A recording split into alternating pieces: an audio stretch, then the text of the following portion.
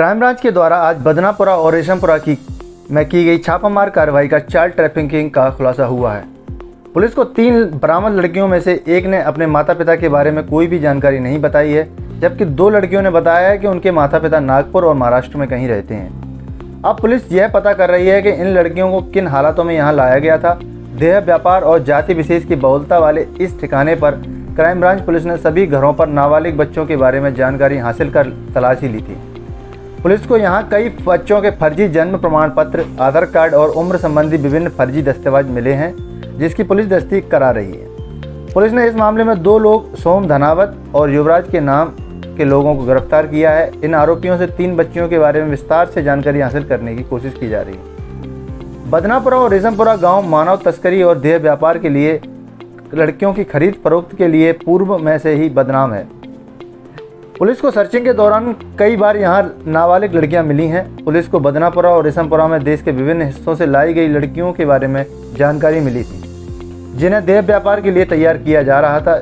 इस सूचना पर पुलिस अधिकारी और जवानों ने ऑपरेशन शक्ति चलाया था। इस पूरी कार्रवाई के दौरान 20 महिला पुलिस अधिकारी सहित आधा सैकड़ा अन्य पुलिस अधिकारी और जवान शामिल रहे।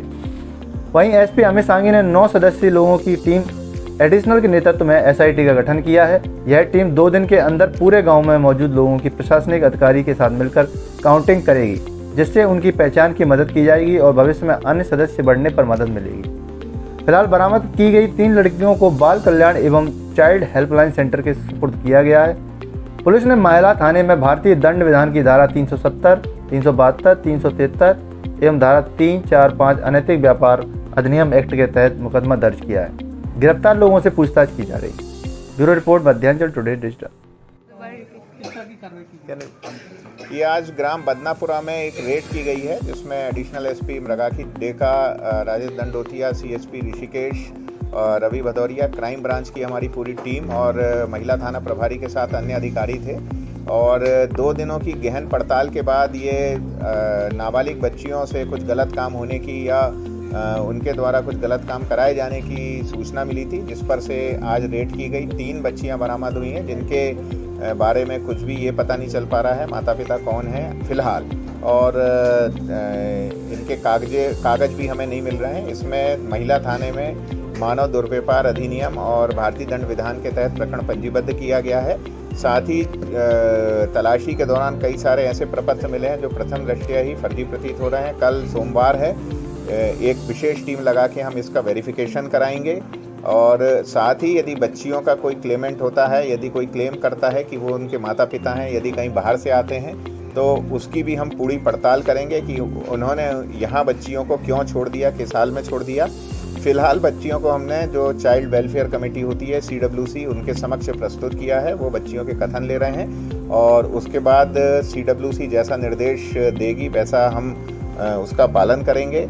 अभी हमारे पास दो टास्क हैं। जो कुछ प्रपत्र जो प्रथम दृष्टया फर्जी प्रतीत हो रहे हैं, उसके लिए कल हम उसका वेरिफिकेशन करेंगे और साथ ही ये पता करेंगे कि ये कहाँ से बनाए जा रहे हैं। एंड सेकेंडली, जो हमको ये बच्चियां मिली हैं, इनके बारे में हम पूरा पता करेंगे।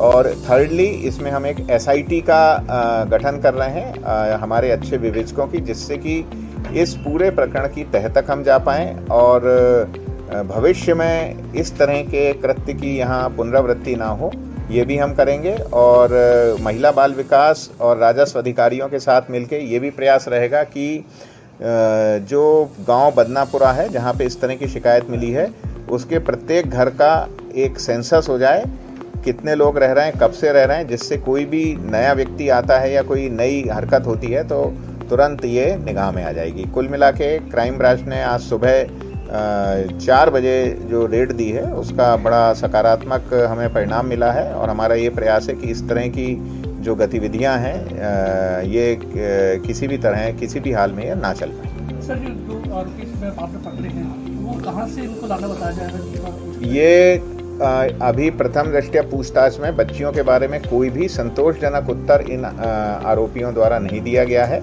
और जैसा मैंने बताया कि अभी हमारी विवेचना खुली है। यदि कल कोई आता भी है कि हम बच्ची के माता पिता हैं या हमने आरोपियों को दिए हैं, तो हम इसका पूरा वेरिफिकेशन करेंगे और ना ही इन आरोपियों द्वारा बच्चियों के संबंध में कोई दस्तावेज प्रस्तुत किए हैं।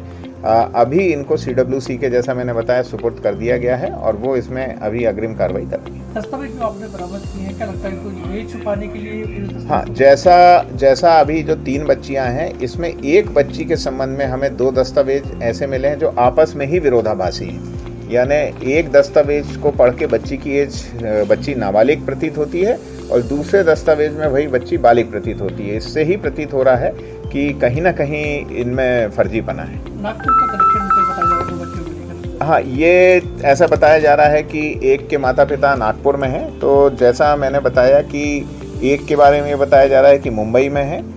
अगर ये लोग आते हैं, क्लेम करते हैं, तो सबसे पहला प्रश्न यही उठेगा कि बच्चियों को यहाँ आपने क्यों भेजा, किसके पास भेजा, किस कार्य से भेजा, और बच्चियों के ये जैविक माता पिता हैं या नहीं है।